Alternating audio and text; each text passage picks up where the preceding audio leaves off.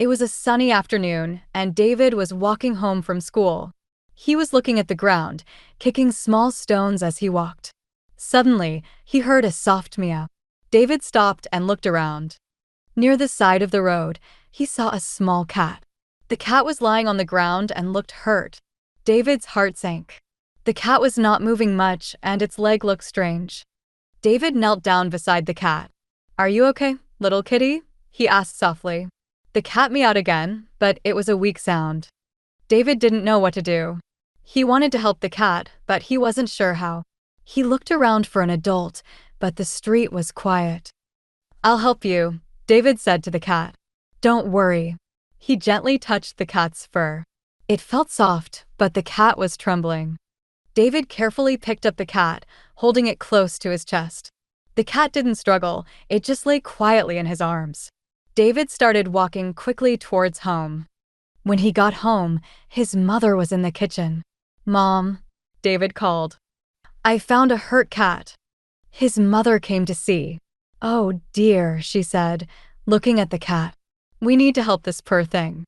David's mother quickly called the vet. She told David to get an old towel and a box. David ran to find a soft towel.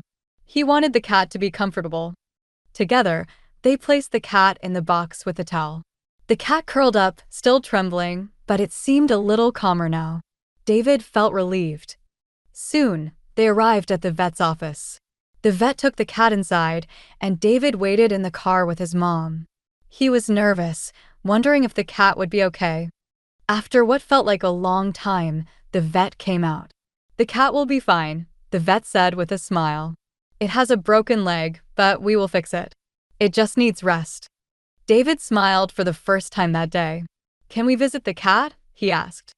The vet nodded. "Of course, you can visit anytime. The cat will need care for a while." Over the next few days, David visited the cat at the vet. He brought small treats and talked to the cat softly. The cat started to trust David more each day. Finally, after 2 weeks, the vet called David's family. "The cat is ready to go home," the vet said. David's heart raced with excitement. He couldn't wait to see the cat again. When they arrived at the vet's office, the cat was in a small carrier, looking much better. Its leg was bandaged, but the cat's eyes were bright and curious. David gently opened the carrier. The cat slowly walked out, its leg still healing, but it looked happy to see David.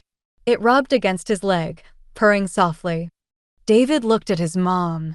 "Can we take care of the cat at home?" he asked. "I want to help it get better." His mom smiled. "Yes, we can take care of it until it's fully healed." David was overjoyed. He took the cat home and set up a soft bed for it in the living room. He named the cat Lucky because he felt lucky to have found it.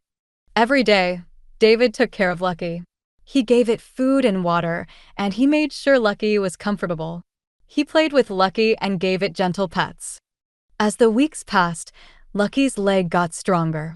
Soon, Lucky was running around the house, jumping and playing like any other cat. One morning, David woke up to find Lucky sleeping on his bed. The cat had snuggled close to him during the night. David smiled and gave Lucky a soft pet. "Good morning, Lucky," he whispered. "You're all better now."